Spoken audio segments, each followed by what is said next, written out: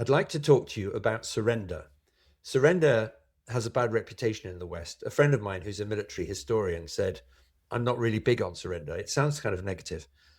What it really means in a spiritual context is we are handing ourselves over to a higher intelligence.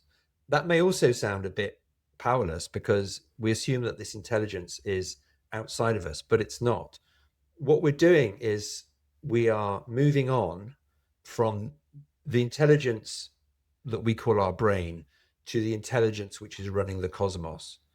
Another word for it is Paramashiva in Sanskrit, supreme consciousness, whatever you want to call it. So we move on from this very limited intelligence to the infinite intelligence which is running everything. And the act of surrender is when we hand ourselves over to this intelligence and say, right, please run my life. We do have to ask. So my first experience was many years before I met my guru, Swamiji.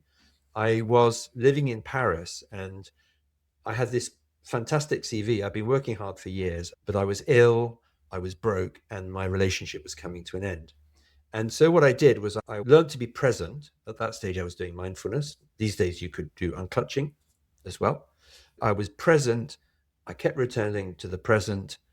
I asked to be guided and I let go completely. It's the asking that's critical. So these days, what I do is I ask Paramashiva to manifest through me. You can also ask the cosmic intelligence to manifest through you, whatever you want to call it. But what you're doing is you're actively asking the intelligence that runs the cosmos to manifest through you.